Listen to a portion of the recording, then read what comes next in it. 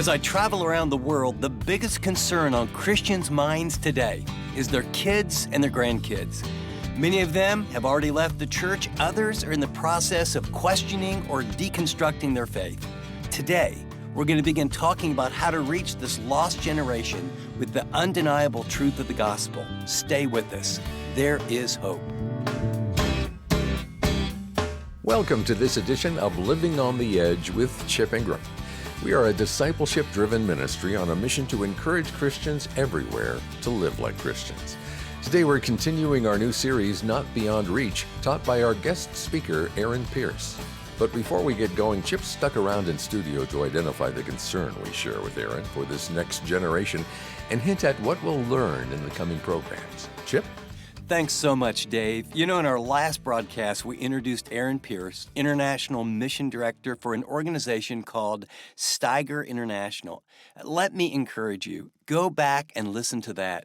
Aaron and I go way back, and what that ministry is doing all around the world, literally reaching global youth who are so far from God. His focus is how do we effectively meet the next generation where they are. And I think this series is critical because we're losing our own kids and our own grandkids. And after what we came through with the pandemic, there's a lot of families that there's just harshness and division. And, how do you talk about some of these controversial things like, politics and Black Lives Matter and gender fluidity and all those kind of things? Those things right now are just people butting heads. What you're going to learn is how to connect to your teenagers, young adults. If you're a young person and you're thinking, wow, so many of my friends are drifting and I just don't know how to talk to them, this series is for you. In fact, I hope that you'll not only understand that we're in an unbelievable battle for the souls of the next generation, but there is hope, there are tools, and we're going to bring them to you in this series, Not Beyond Reach. I think you're really going to enjoy Aaron's teaching. He's a young guy with a lot of enthusiasm, and more than anything else, God has his hand on Aaron and Steiger Ministry, and that's why I'm sharing him with you. Great setup, Chip. Well, let's get going. Here's Aaron to kick off this series with his message, Understanding the Secular Culture. How do we engage secular young people in particular who would not walk into a church? All right, so I want to start by sharing a story about a girl called Sarah. Sarah was wearing this rainbow-colored resist t-shirt with an equal sign on it. And she was at a pro-choice rally. And she was there with her friends Charlie and Ann. That's not their real names. Each of them identified as gender non-binary or non-conforming fluid, and they're active in a local drag queen scene, which sounds crazy and out there. But here's the thing to understand: those that identify as LGBTQ is exploding in growth, especially amongst younger generations. Gallup recently came out and said that 20.8% of Gen Z identified as LGBTQ in 2021. 20.8%, 1 in 5. That's up from 10% for millennial. So it's growing, and there's a bunch of reasons for that, and that's something we'll talk about when we get to that topic at the end. But the interesting about this story, the atmosphere is super intense, right? As you might imagine, right? Because you've got this protest atmosphere, and of course there's the pro-life group that's there, and angry shouts are being exchanged between these two groups. And our team, led by Felipe, was there. Of course, each of them had a pro-life view, but they were there to build redemptive relationships. And so they had a sign that would spark a conversation with people. So they walked around and just prayed and asked the Lord, hey, would you show me who to connect with? And they found a group of people sitting down, and they brought their sign and they began to ask them questions. And as they were doing that, they realized that behind the anger and the hostility, there was a lot of hurt and pain. Each of these three people, Sarah, Ann, and Charlie, each of them shared vulnerable, raw, and deeply personal stories of pain that they had experienced growing up. It was amazing how open they were. And a lot of their pain related back to experiences that they had with the church. And what's interesting is that beneath their seemingly intense moral convictions, it was clear that they were actually very confused and broken. and they were longing for deep relational connection and belonging. And so as the conversation progressed, Felipe and his team began to share, and they shared that their pain actually mattered. As a follower of Jesus, Felipe believed that the answer to our problems was not actually political, but spiritual. And he explained that God was not indifferent to our suffering. A lot of people have this view that if God does exist, he's indifferent. And he explained that God is not indifferent to our suffering, and that Jesus' death on the cross was proof of that. At the end of the conversation, they were able to pray with these three people. They were visibly moved and eagerly exchanged contact information and have stayed in contact since then. Now, here's the thing. There are millions of people like Sarah, Charlie, and Ann in the US today. There's millions of them. Over the last few decades, we have experienced a profound cultural shift. Despite all its flaws and hypocrisy, for generations, the US was a Christian nation, right? As recently as 1990, 86% of Americans identified as a Christian. And of course, they weren't all committed followers of Jesus. Many of them showed up to church only on Easter and Christmas, and they lived lives that were inconsistent with their Christian beliefs. But still, they viewed Christianity positively. The church was the center of social life. The Bible was a good moral guide. The president was prayed over by a pastor in every inauguration. By the way, from someone that doesn't live in the US, that's weird, right? Like to understand, that's a weird thing. And Christian ethics of sexuality were broadly accepted. And these were the people that would attend evangelistic rallies made famous by Billy Graham and Louis Palau and others, right? And they would draw on favorable views of the church. These preachers could fill stadiums and make arguments using the Bible as an authority. But times have changed. Right? We now live in a post-Christian culture, and many people have walked away from the church. So according to Pew Research, the fastest growing religious group in America is the religiously unaffiliated. In 2021, this group, known as the Nuns, constituted about 29% of American adults, and that's up from about 23% in 2016 and 19% in 2011. That's a radical change happening in our culture. And this is most pronounced among millennial and Gen Z generations, making up approximately 45% of those two generations. And so not only has affiliation with Christianity declined, but attitude has changed as well. So if you were to take a look at the church and how people view the church today, you're going to see it play out in a few ways, right? So on one side, you have committed followers of Jesus who strive to live their lives in alignment with the Bible, on the far left side of the spectrum. Next, you have people who have a positive view of the church. They see the Bible as a moral guide, but it's often detached from a personal relationship with God. And then as we move along the spectrum, you have those who are apathetic. Here, people are not consciously rejecting God. They just don't think about him one way or the other, right? And then finally, we have those who have a negative or even hostile view of the church. And they see the church as a symbol of the repression and bigotry. And so unfortunately, more and more Americans are moving to the right side of the spectrum, having an apathetic view of the church. And so that's what we've seen in the last 30 years, especially amongst millennial and Gen Z generation. We've seen a shift. And the right side of the spectrum is that post-Christian shift, right? Those on the far right side. The challenge for us in the church is that the majority of our efforts to reach people have been geared towards the nominal, right? And so what that means is that we use kind of a come and see and bring your friend style of evangelism to a church event. And those aren't necessarily bad things to do because they connect well with people on that side of the spectrum. The challenge is it's a diminishing group. And so the challenge is that we need to go after those on the right side, and it takes an entirely different paradigm shift to do it, right? And this is not just a trend or a statistic, right? This isn't just an idea out there. This is deeply personal for many of us because these are our sons and daughters. These are our grandkids. These are our friends and people that we work with. So how can we respond to this post-Christian shift? Part of that is we need to understand the culture that we're in and continue to look at it from different ways. Another way to look at it is from a Christian's spectrum and how it progresses. Okay, so this is what's happening a lot in our culture. You start with people that have convictional Christianity. They, like we said, they are following Jesus, fully aligning their lives to it. Then you have cultural Christians, people that, just have a nominal kind of view of it. They have a positive view, but it doesn't affect their life.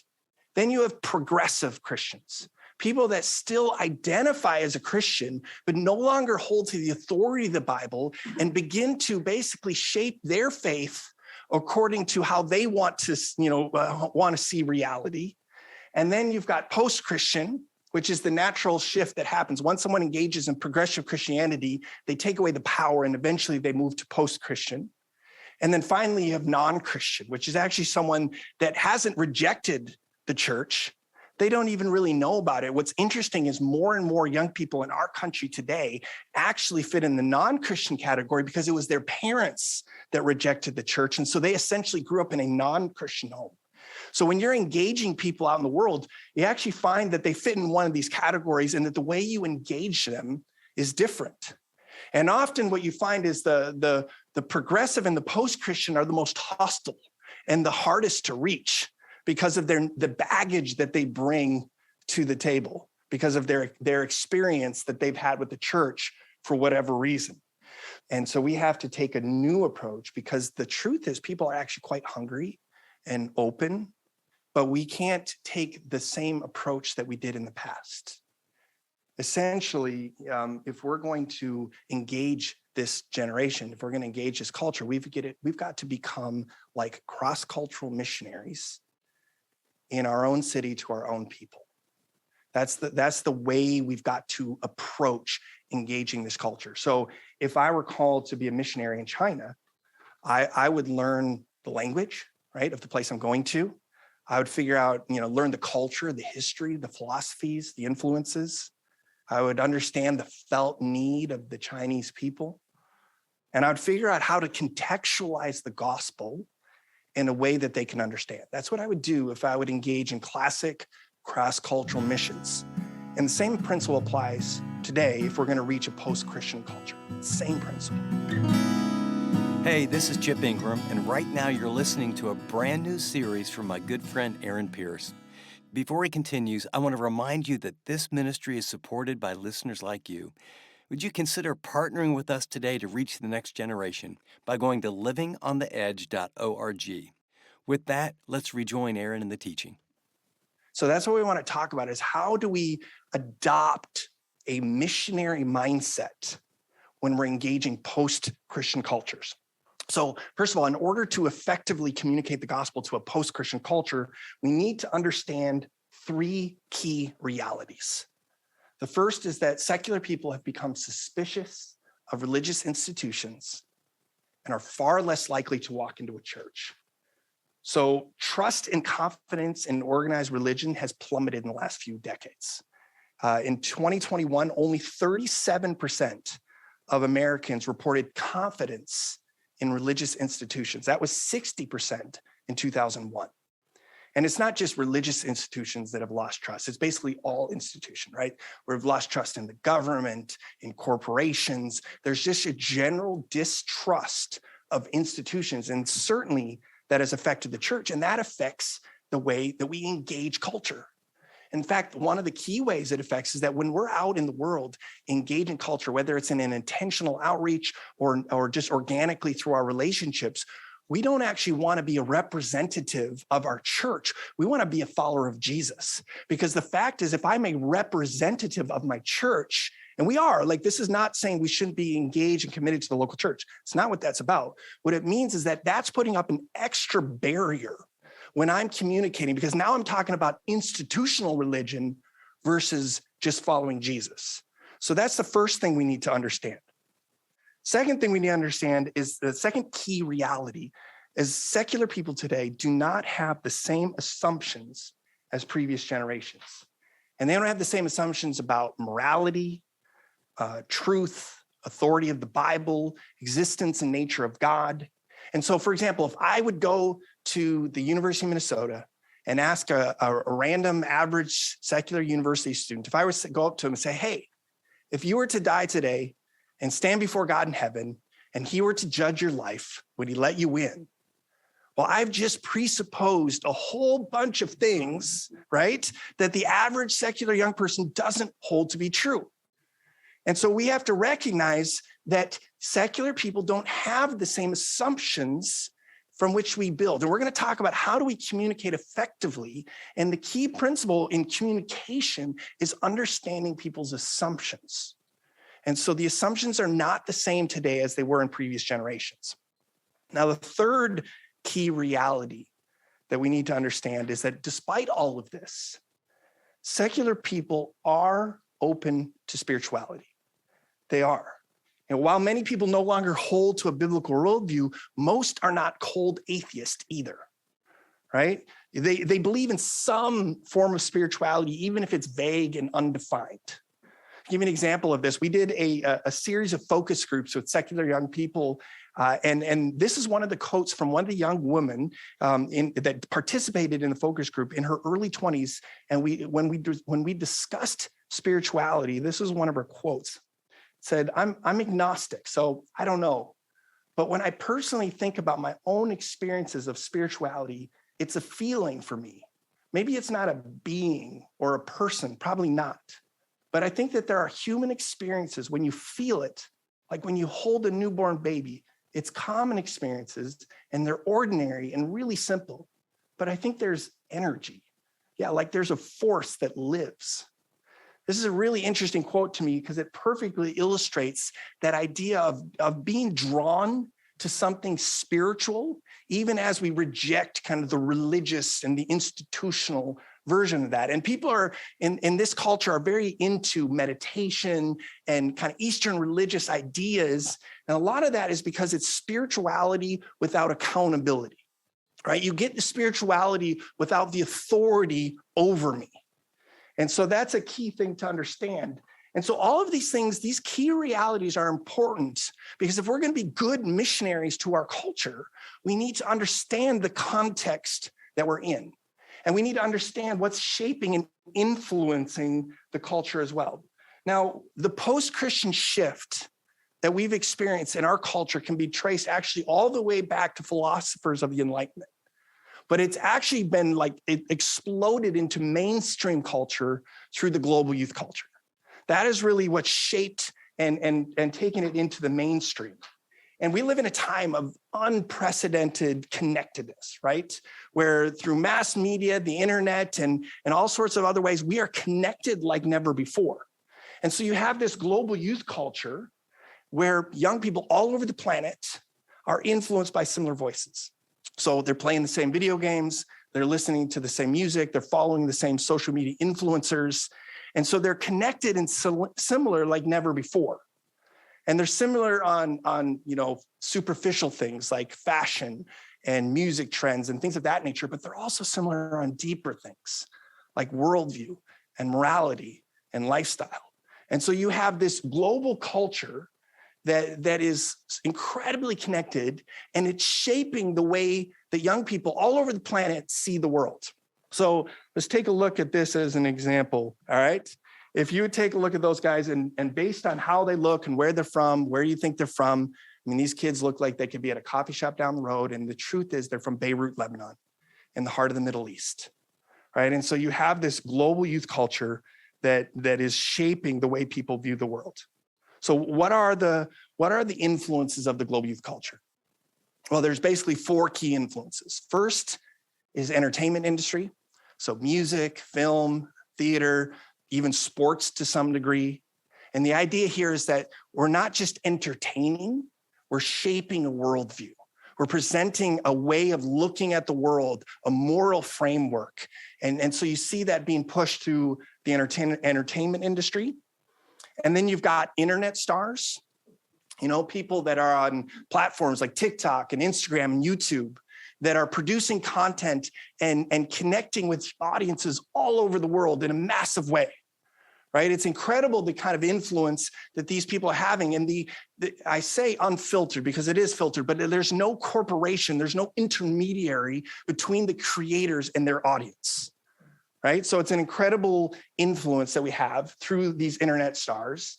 And then you've got video games, which is massive, bigger than Hollywood, where the average 21-year-old male has spent 10,000 hours playing video games, which is, by the way, the same amount of time that you need to master a fine art, right? So it's an incredible amount of time being spent in video games. It's where we find our community, our identity, our sense of accomplishment. So you have this incredible influence of video games. And then finally, you've got pornography, which is so common, so pervasive.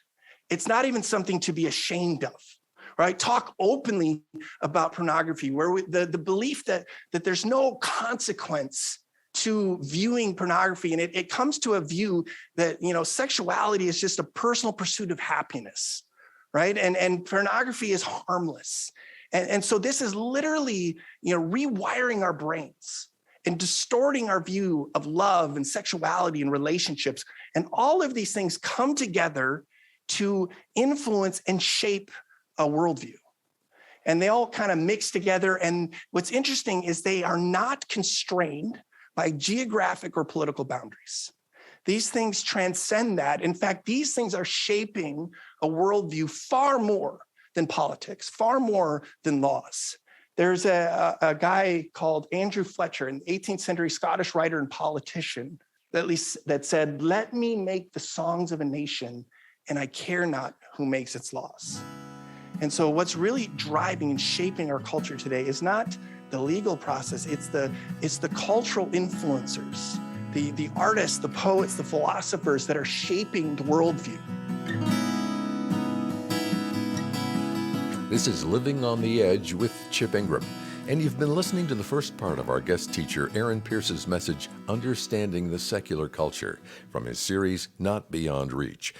Well, Chip will join us shortly to share some additional thoughts on what we've heard. Young people today are often unfairly stereotyped as rebellious, selfish, and overly harsh. But in these programs, Aaron's peeling back those generalities to reveal the hopeless, lost, and unloved feelings plaguing this generation. Learn why today's youth are primed to hear the saving message of the gospel and how through a step-by-step process you can share it with them. If you're a parent or grandparent, don't miss a second of this series. Well, Chip's with me in studio now, and Chip, we're really excited about Aaron's new book we've helped create called Not Beyond Reach. And this resource is unlike any other one we've produced because, well, it highlights a serious issue we as believers must address. Would you take just a few minutes and talk a bit more about that? Absolutely, Dave. I just have to say, I've been involved for the last 5 years with the church filled with millennials and Gen Zs. I've had them in our home. We've had discussions. And I just have to tell you, I'm deeply concerned about young people. More personally, like most people listening, I'm most deeply concerned about the young people closest to me, my kids, my grandkids.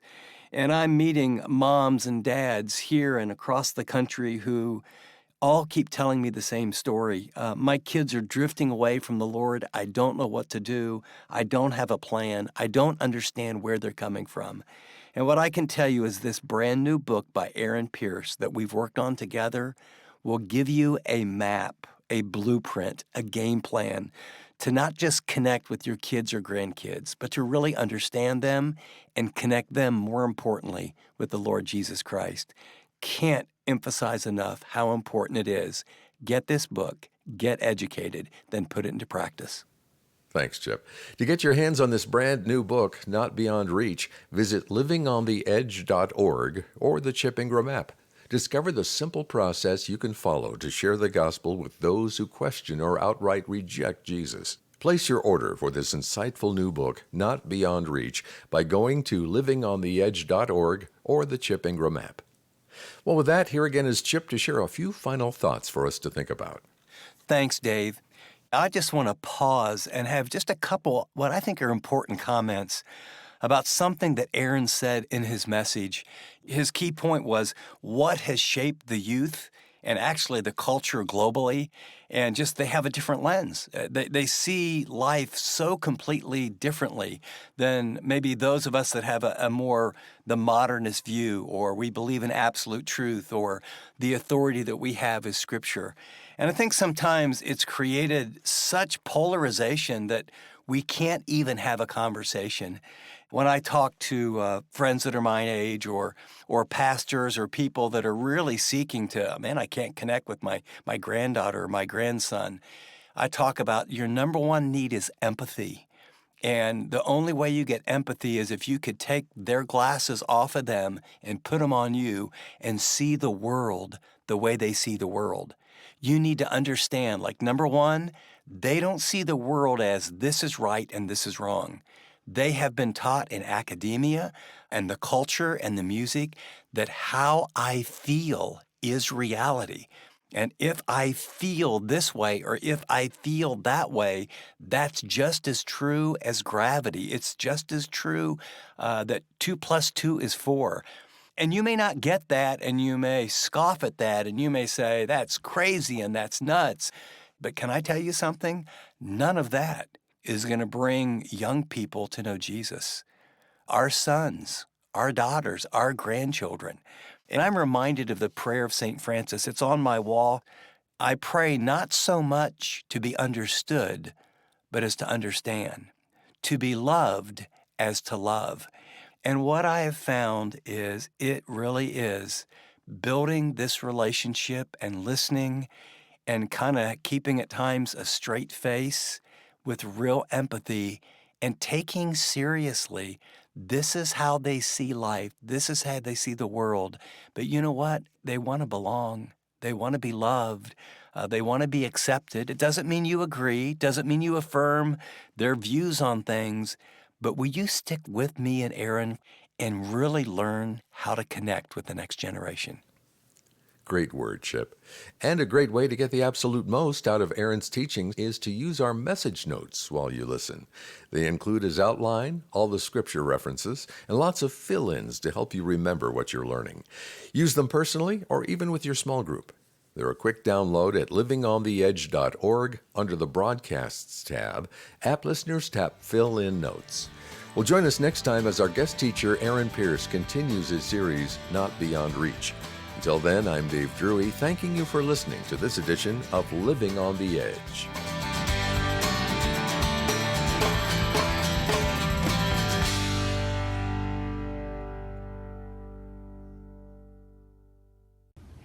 Thanks so much for watching this video. If you'd like to watch more content like this, click and subscribe here to our channel. And by the way, if you'd like to know more about Living on the Edge, find out about more resources, maybe get on the mailing list, go to livingontheedge.org. See you next time.